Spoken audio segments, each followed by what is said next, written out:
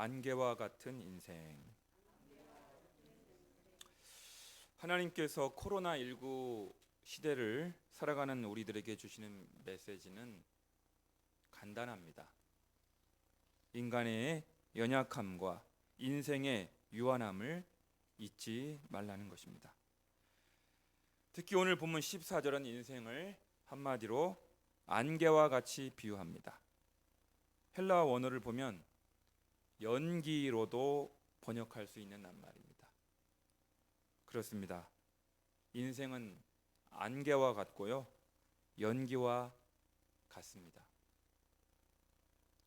여러분, 하나님께서 오늘 밤 우리 영혼을 거두어 가시면 내일 아침 싸늘한 시신으로 돌변할 수밖에 없는 존재가 바로 피조물 된 우리 인간이 아닙니까? 그렇습니다. 아무리 과학과 기술이 발달한 21세기라 하더라도 인간의 본성과 인간의 죄성은 변한 것이 하나도 없습니다. 아까 우리가 성시 교독으로 함께 읽었던 시편 90편 3절에서 6절까지 9절과 12절을 제가 다시 한번 여러분들에게 들려드리고자 합니다. 이것이 인간의 실상입니다. 주께서 사람을 티끌로 돌아가게 하시고 말씀하시기를 너희 인생들은 돌아가라 하셨사오니 주의 목전에는 천년이 지나간 어제 같으며 밤의 한순간 같을 뿐임이니이다. 주께서 그들을 홍수처럼 쓸어 가시나이다. 그들은 잠깐 자는 것 같으며 아침에 돋는 풀 같으니이다. 푸른 아침에 꽃이 피어 자라다가 저녁에는 시들어 마르나이다. 우리의 모든 날이 주의 분노 중에 지나가며 우리의 평생이 순식간에 다하였나이다. 우리에게 우리날 계수함을 가르치사 지혜로운 마음을 얻게 하소서. 아멘. 그래서 흥미로운 말씀이 우리의 평생은 순식간에 다하였나이다. 여러분, 순식간이 언제예요? 제가 한번 해볼까요? 이렇게 호흡을 들이마셨다가 한번 내쉬는 그 짧은 그 찰나, 밖에 안 된다 하는 거예요. 70년 살아보니 80년 살아보니, 아니 어떤 노 교수님처럼 100년을 살아보니 그 100년의 시간이 순식간에 다 지나버렸다 하는 것입니다. 사랑하는 여러분, 누구라도 우리가 그리스도교 신앙에 입문하기 위하여 갖추어야 할 최소한의 필요 조건은 무엇일까요? 바로 인간의 유한함과 인생의 무상함을 깊이 자각하라는 것입니다. 아무리 부자이고요, 아무리 사업이 번창했다고 하더라도, 아무리 높은 사회적 지위를 누리고 있다고 하더라도, 아무리 지금 내가 잘 나가고 있다고 하더라도 항상 겸손함을 잊지 말라는 것입니다. 그리할 때 우리는 함부로 자신의 미래에 대하여 자랑할 수 없고요, 허영에 들떠 아직 이루어지지 않은 장래에 대하여 호언장담하지 않게 되는 것입니다. 오늘 본문을 보시면요, 어떤 사람이 사업상 어떤 도시에 가서 1년 동안 머물면서 장사를 하여 이익을 보리라, 이렇게 확신에 찬 결기 어린 장담을 하고 있는 것을 보게 됩니다. 여러분, 성경이 장사하는 것 자체를 죄악시하는 것은 아닙니다. 성경은 돈 버는 것 자체를 죄악시하지 않습니다. 만일 그러하다면 자영업하고 세상에서 장사하고 비즈니스하고 사업하고 돈 버는 사람은 다 죄인이게요? 장사하고 돈 벌고 사업하는 것 자체를 하지 말아라, 그거는 다 죄다 범죄 행위다 이렇게 성경이 정죄하는 것은 결코 아닙니다. 성경을 오해하시면 안 됩니다. 그렇다면 오늘 주의 형제 야고보가 지적하고 있는 것은 무엇일까요? 사실 고향을 떠나 도시로 나가 1년 동안 사업을 하겠다는 계획은 결코 사소한 계획은 아닙니다. 매우 중요한 결정입니다. 그렇죠? 여러분 중요한 결정이에요, 아니에요? 가족들을 떠나서 배우자와 결별해서 이렇게 1년 동안 원양어선을 타고 고기를 잡아 오겠다. 이런 계획은 사소한 계획이에요? 사소하지 않은 계획이에요? 매우 중요한 결정입니다. 그런데 그 중요한 결정을 함에 있어서 과연 하나님의 인도하심을 받았느냐는 것입니다. 그 일이 하나님께서 허락하신 일이라는 영적인 확신을 얻었느냐는 것입니다. 그러한 결단을 하기에 앞서 영적인 분별의 과정을 거쳤느냐는 것입니다. 우리 그리스도인들은 무엇보다 하나님의 이끄심을 늘 받아야만 하는 존재임을 의식하고 결정을 했느냐 하는 점을 지적하고 있는 것입니다. 사랑하는 여러분, 우리가 거듭난 그리스도인들이라고 한다면 거듭난 이후 하루하루의 삶을 어떻게 살아가야 합니까?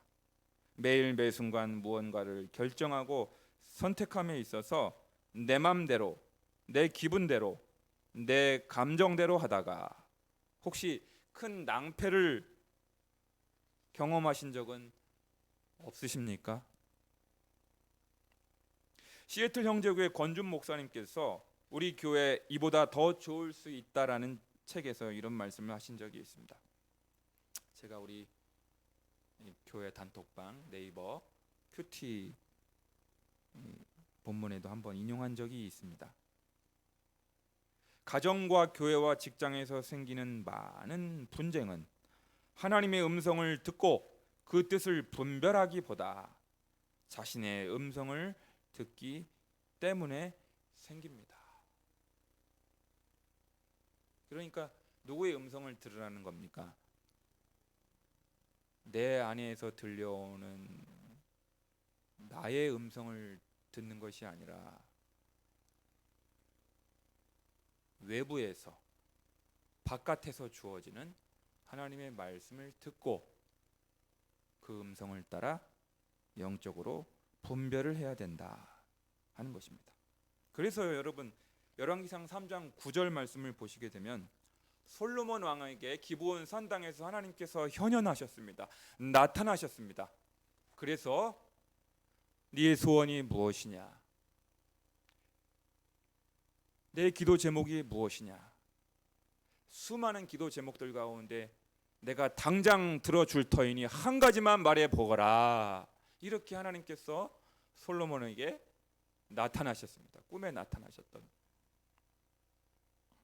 그랬을 때 솔로몬이 이렇게 대답을 합니다. 열왕기상 3장 9절 말씀에 누가 주의 이 많은 백성을 재판할 수 있사오리까?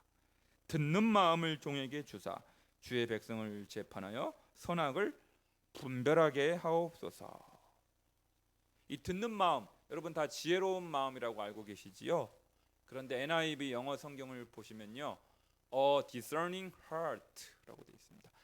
분별하는 마음, 분별력, 분별력으로 번역하고 있습니다. 그러니까 솔로몬이 하나님 앞에서 자기에게 나타난 기브온 산당에서 나타나신 그 하나님 앞에서 무엇을 기도했어요? 하나님 저 오래 살게 해주세요. 100살까지 살게 해주세요. 하나님 저 부자가 되게 해주세요. 제가 보복하고 싶은 원수가 있으니 원수를 보복하게 해주세요. 내 자식 인류대학 들어가게 해주세요. 이런 걸 기도한 것이 아니고 솔로몬이 뭘 구했습니까? 선악을 잘 분별할 수 있는, 사리를 잘 분별할 수 있는, 재판할 때 어느 한 곳에 치우치지 않도록 영적인 통찰력과 영적인 분별력을 주시옵소서. 할렐루야. 그래서 여러분들이 혹시 김광배 목사를 위해서 한 문장이라도 이렇게 기도하실 일이 있다면, 기도할 거 많잖아요. 교회도 부흥하게 해주시고 많지만 한 가지만 저를 위해서 기도해 주신다면 제가 여러분들에게 부탁드리고 싶어요. 김광배 목사에게 영적 분별력을 주옵소서. 분별력이 있는 목사가 되게 하옵소서. 그렇게 한 문장만 꼭 기도해 주시면 좋을 것 같습니다. 여러분, 그리스도인으로서 갖추어야 할 덕목이 많죠. 그리스도인으로서 갖추어야 될 영적인 자질, 그런 게 얼마나 많습니까? 그 중에서 가장 위대한 덕목, 가장 뛰어난 자질 한 가지만 갖추기를 원한다면 여러분 무엇을 구하시겠습니까? 아이고, 제가 아까 말을 다 해버렸네. 아이고, 속도가 너무 빨랐어. 영적 아버지에게서 듣다라는 책을 쓰신 한국 정교회 소트리우스 대주교께서 위대한 교리 신학자인 다마스커스의 요한 성인의 가르침을 다음과 같이 인용하고 계십니다.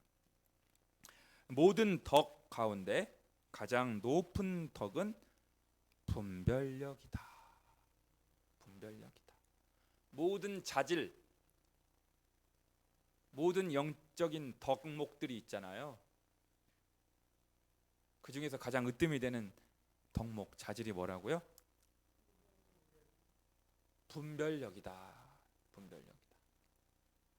그러면서 소트리우스 대주교는 분별력을 두 가지로 비유합니다. 첫째는 영혼의 눈과도 같다는 거예요. 분별력을 갖추게 되면, 여러분 우리 육신적으로 눈이 있잖아요. 시력 1.5, 1.2. 제가 1.0도 안 되는 것 같아요. 0.67밖에 안. 육신의 눈이. 여러분 저보다 연세 많으신 분 많이 계시지만 제가 죄송하지만 잘 안 보여요. 저도 요즘 이제 침침하고 휴대폰 글자도 막 흐릿하고. 육적인 눈도 시력이 떨어지면, 백내장이 오면, 근시가 오고 노안이 오면 글자가 흐릿해요. 영적인 눈도 있다는 거예요. 우리 안에 영적인 눈, 그게 뭐예요? 분별력이라는 거예요. 영적인 눈에 해당되는 것이 분별력인데, 분별력이 흐려지면 노인들의 말을 듣지 않고 젊은 신하의 말을 들었다가 르호보암 왕이 큰 낭패를 저질렀잖아요. 분별력이 흐려진 것이죠. 노인의 교도를 듣지 않고 젊은 친구들의 이야기를 듣다가 그리 된 것입니다. 두 번째로 분별력이란 사람을 안전하게 인도하는 믿음직한 운전대와도 같다는 거예요. 운전대. 여러분 아무리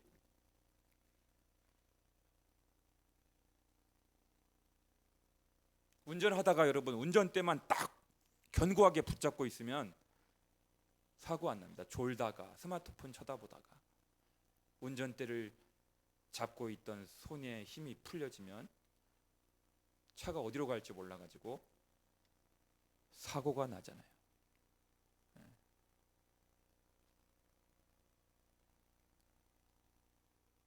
그래서 우리가 믿음의 여정을 걸어가는 동안 오른쪽이나 왼쪽으로 벗어나지 않고 좌로나 우로나 치우치지 않고 믿음의 정도를 가기 위하여 가장 필요로 하는 것이 뭐냐면 영적인 눈과도 같고 영적인 운전대와도 같은 것이 있으니 그것이 바로 분별력이다. 분별력 있는 사람이 되면 참 좋겠다. 그래서요,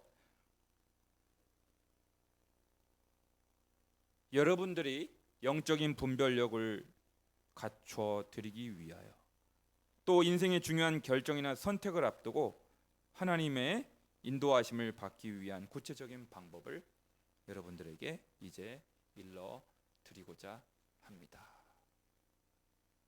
한번 첫 번째로 따라해 볼 거예요. 나는 하나님께 의존적인 존재입니다. 우리가 영적인 분별력을 갖추기 위해서 중요한 결정과 선택을 앞에 두고 이를 그르치지 않기 위하여 가장 중요한 첫 번째 조건은 뭐냐면, 전제 조건인데 그것은 바로 그리스도인은, 하나님의 자녀는 하나님께 철저히 의존적인 존재라는 사실을 늘 인정하는 것입니다. 이게 무슨 말이냐면요, 여러분 구약 시대 때 이스라엘 백성들이 광야 생활을 하잖아요. 텐트 치고 막 힘들게 생활하잖아요. 낮에는 구름 기둥으로 인도하시고 밤에는 추우니까 불 기둥으로 이렇게 인도해 주셨단 말이에요. 그런데 구름이 가다가 낮에 멈추면요, 아무리 더워도, 사막처럼 더워도 거기다 멈추고 텐트를 치고 체류를 해야만 했고요. 밤에 구름 기둥이 막 꿈틀꿈틀 움직여요. 이제 잘 시간인데, 밤늦은 시간에 잘 시간인데 불 기둥이 움직여서 이렇게 이동을 하게 되면 아무리 늦은 시각이라 하더라도, 잠잘 시간이라고 하더라도 텐트를 걷고 움직여야 할 존재들이 바로 이스라엘 백성들의 정체성 아니었습니까? 이건 뭐예요? 인생은 내 마음대로 살 수가 없다는 거예요. 내가 하고 싶은 대로, 내가 살고 싶은 대로, 가고 싶은 대로, 만나고 싶은 사람 아무나 만나고 그럴 수 없다는 거예요. 그래서 시편 23편에서 다윗은 여호와는 나의 목자시니 그랬어요. 여호와는 나의 목자시니. 그럼 나는 어떤 존재라는? 하나님이 나의 목자시면 나는 그분 앞에서 어떤 존재예요? 한 마리의 연약한 양에 불과한 거예요.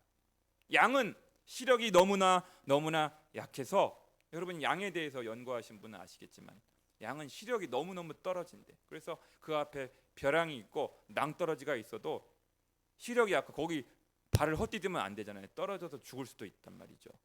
근데 시력이 약해서 그냥 빠져 죽는 경우가 많다는 거예요. 그러니까 절대적으로 양은 목자의 보호를 받아야만 하는 존재, 목자의 막대기와 지팡이로 인도하는 목자의 도움을 받아서 졸졸졸 따라가야 하는 존재, 그래야 안전한 존재, 그게 양이라는 것입니다.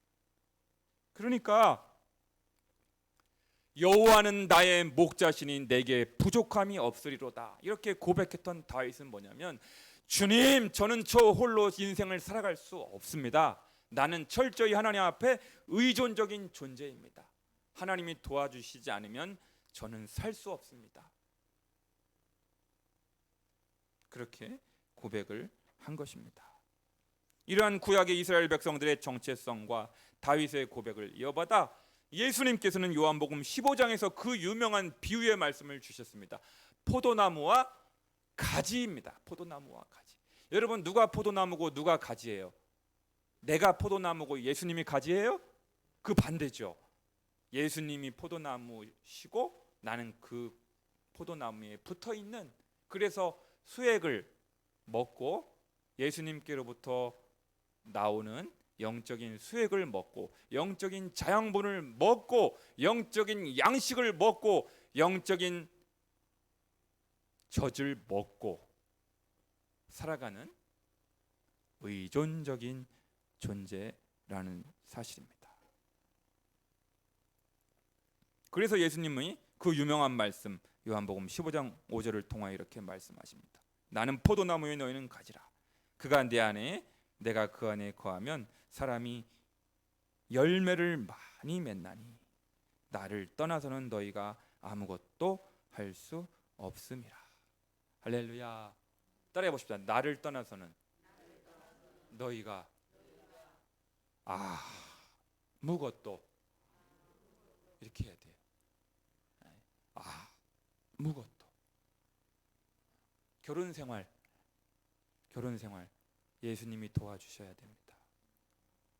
직장 생활 예수님께서 도와주셔야 됩니다. 일상생활 예수님의 도우심을 받아야 됩니다. 교회 생활은요, 그러면 교회의 머리가 되시는 예수님께서 도와주셔야 됩니다. 할렐루야. 그래서 그게 바로 어린아이와 같다. 어린아이와 같지 아니하면 하나님 나라에 들어갈 수 없느니라. 그러니까 어린아이는 철저하게 누구의 도움이 필요해요? 누구의 보호를 받아야 돼요? 엄마. 그래서 시도 때도 없이 엄마를 부르잖아요. 엄마를 찾잖아요. 애기니까, 어린아이니까. 두 번째로 따라해 보실 거예요. 말씀으로 식별하는 과정을 꼭 거쳐야 합니다. 뭐 할 때요? 여러분, 중요한 결정을 앞에 두고 우리 사랑하는 자녀들이 누구랑 결혼해야 될까? 이거 얼마나 중요한 문제예요, 여러분. 아무 남자랑 막 그냥 덥석 만나서 결혼해도 좋아요? 큰일 나죠.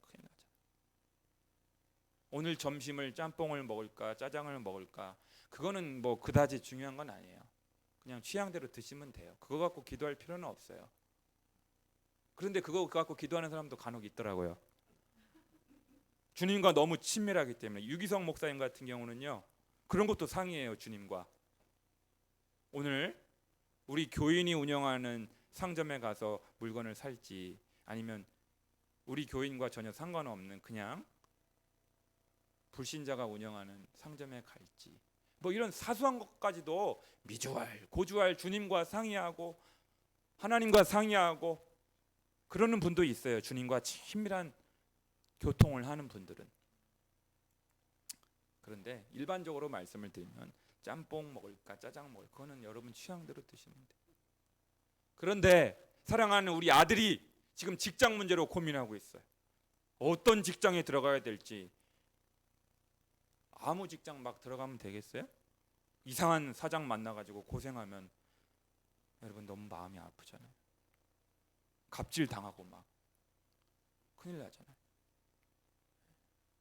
중요한 문제란 말이에요. 그런 과정을 앞에 둘 때 말씀으로 식별하는 과정을 거쳐야 된다는 겁니다. 여러분, 우리가 아침마다 왜 큐티라는 것을 하면서 스스로 말씀을 읽고 그 안에서 하나님의 음성을 들으며 인생의 행로를 찾아가야만 합니까? 권준 목사님께서 아까 그 책에서 우리가 매일 말씀을 붙잡고 말씀의 거울 앞에 나를 비추어 보아야만 하는 이유를 이렇게 밝히고 계십니다. 인간은 죄인인지라 가만히 내버려두면 부정적인 생각, 섭섭한 생각, 불안한 생각에 빠질 수밖에 없는 존재입니다. 내가 가진 것보다는 못 가진 것에 대한 불만, 나에게 잘해준 것에 대한 감사보다는 섭섭한 것에 대한 상처 등을 쌓고 귀중한 시간 동안 비생산적인 상상에 빠져 있을 때가 얼마나 많은가. 내가 만일 이러저러 했다면 지금쯤 어떤 사람이 되어 있을 터인데, 부모를 잘못 만나, 남편을 잘못 만나, 아내를 잘못 만나, 돈이 없어 이렇게 되었다고 하는 자기 연민에 빠져 있지는 않는가. 따라해보자. 인간은 가만히 있으면 부정적인 생각에 빠지게 됩니다. 자기 자신을 가만히 내버려 두면요, 인간은 죄성이 있기 때문에 부정적인 생각, 비판적인 생각, 우울한 생각, 막 섭섭했던 일들, 그 쓴물이 막 올라올 수밖에, 가만히 놔두면요. 그래서 자기 자신을 그렇게 가만히 내버려 두면 안 됩니다. 시편 119편 105절의 기록대로 주의 말씀은 내 발의 등이요 내 길의 빛이니이다. 할렐루야. 말씀으로 인도함을 받아야 된다는 것입니다. 세 번째로 따라해보세요. 성령님께 여쭙는 과정을 거쳐야 합니다. 말씀의 인도하심을 받고, 세 번째는 성령님께 여쭈어 봐야 됩니다. 여러분, 그런 생각해 본 적 없으세요? 삼국지에 나오는 제갈공명처럼 다윗 곁에 있었던 모사 아이도벨과 같은 그런 참모가 내 옆에 있었으면, 내 밑에 부하 직원으로 있었으면 얼마나 좋을까. 저는 그런 생각을 해본 적이 있어요. 그런데 여러분, 성경을 읽다가 깜짝 놀랐습니다. 구약 성경 이사야 9장 6절을 읽다가 이는 한 아기가 우리에게 낳고 한 아들을 우리에게 주신 바 되었는데 그의 어깨에는 정사를 메었고 그의 이름은 기묘자라 모사라. 전능하신 하나님이라 영존하시는 아버지라 평강의 왕이라 할 것입니다. 여기서 모사가 나오죠. 모사. 영어 성경에 보니까 원더풀 카운슬러. 그래서 제가요, 기도할 때 이렇게 기도한 적이 있어요. 최근에 제갈공명보다 더 타고나신 성령님, 구약의 아이도벨보다도 더 지혜로우신 성령 하나님, 저를 도와 주시옵소서. 할렐루야. 그러니까 여러분 곁에요, 여러분 안에 가장 위대한 의논 상대, 가장 탁월한 상담자, 여러분 고민이 있을 때, 갈등이 있을 때 상담받고 싶잖아요. 좀 권위 있고 신뢰할 만한 좋은 분한테 가가지고 지혜로운. 그런데 그분이 누구시냐면 바로 여러분 안에 계시고 여러분 곁에 계시는 파라클레토스, 보혜사 성령 하나님이십니다. 할렐루야.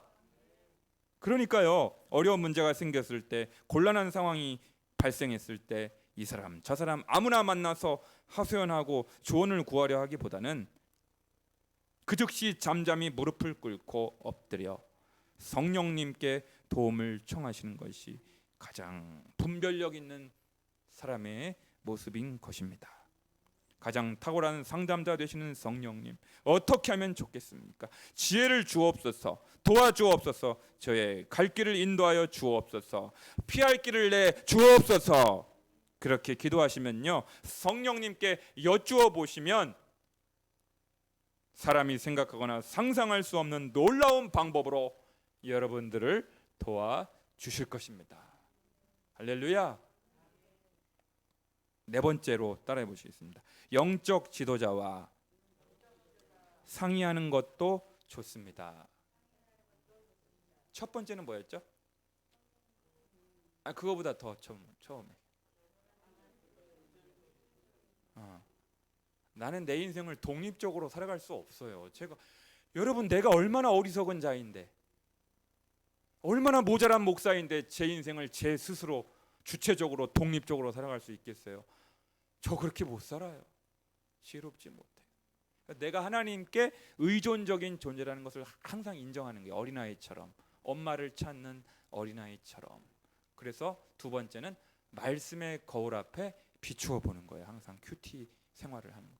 세 번째는 원더풀 카운슬러가 되시는 보혜사 성령님, 파라클레토스 성령님께 여쭈어 보는 거예요. 사랑하는 내 딸이 저런 남자랑 결혼해도 되겠습니까? 근데 자꾸 기도를 해보니까 마음에 막 불안함이 일어나. 여러분, 기도를 했는데 마음에 평안이 와야 되거든요. 평안과 확신이 와야 이게 하나님의 사인이거든요. 그런데 막 불안하고 밤에 잠도 잘 안 오고 그러면은 그러한 결혼은요, 재고해 볼 필요도 있어요. 자꾸 불안하고 그러면. 왜냐하면 성령은 평강의 영이시거든요. 아까 우리 김진아 집사님께서 기도하신 것처럼 평안의 영이시고 평강의 영이시기 때문에. 네 번째는 영적 지도자와 상의하는 것도 좋다는 것입니다. 16세기 갈멜 수도원의 개혁자로 활약하였던 위대한 영성과 십자가의 성 요한이 잠언과 영적 공고라는 책에서 이렇게 말하고 있습니다. 나무 토막에 불을 붙인 채 그대로 두면 더 이상 타지 않고 꺼져 버립니다. 지도자 없는 고독한 영혼도 이와 마찬가지입니다. 또 이런 말도 하고 있습니다. 스승이나 안내자의 도움을 원하지 않는 고독한 영혼은 주인이나 관리인 없이 들판에 버려진 한 그루의 과일 나무와도 같습니다.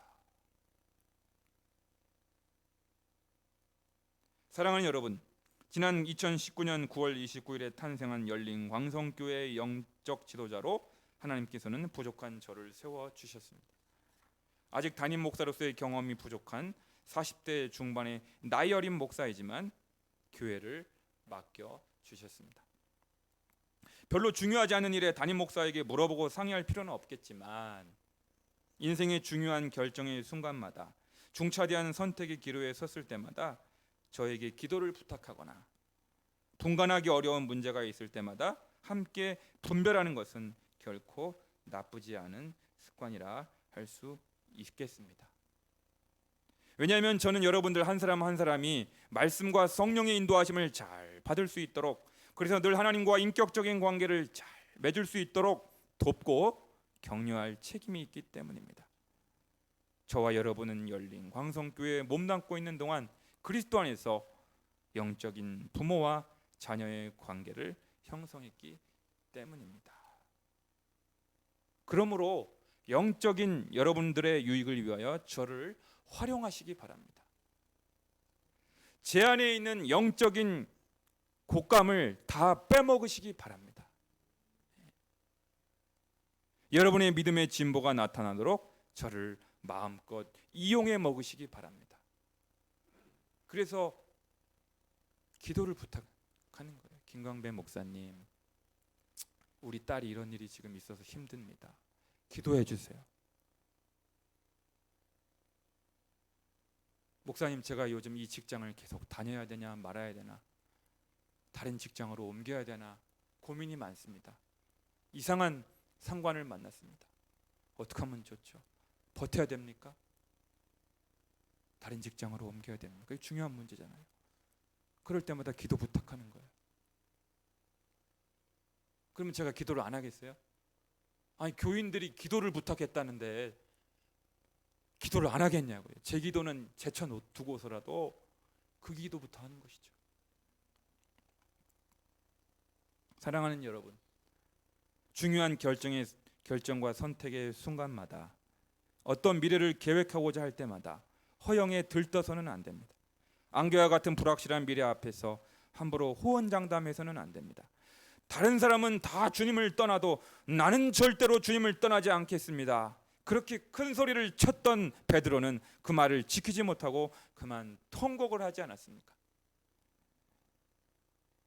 혹시 주님께서 원하신다면 우리가 살아가며 이 일이나 혹은 저 일을 하게 될 것입니다. 그렇게 겸허히 말하는 습관을 들여야 합니다. 내일 일을 우리가 알지 못하기 때문입니다. 내일 일은 남 몰라요, 하루하루 살아요 하는 존재가 바로 우리이기 때문입니다. 내일까지 우리가 살아있을지 건강할지 아무도 장담할 수 없는 것이 인생입니다.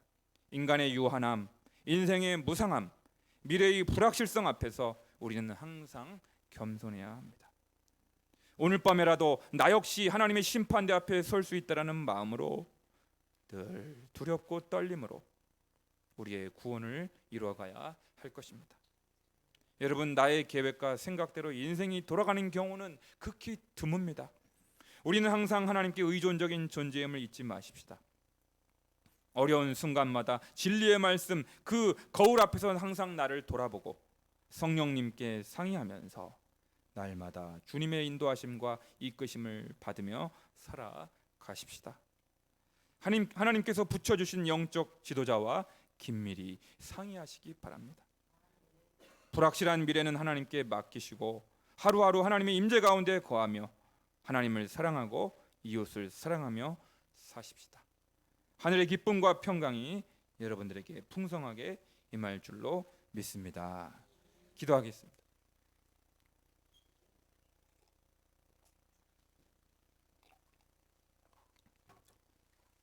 하나님 아버지, 다른 것은 좀 부족하고 모자라도 영적으로 분별력 있는 사람이 꼭 되게 하여 주시옵소서. 김광배 목사뿐만 아니라 우리 열린 광성교회 모든 우리 식구들, 믿음의 권속들도 다 영적으로 분별력 있는 사람이 되게 하여 주시옵소서. 그래서 날마다 말씀과 성령 안에서 인도함 받으며 주님과 동행하는 기쁨을 맛보며 누리게 하여 주시옵소서. 예수님의 이름으로 기도드리옵나이다. 아멘. 찬송가를 하나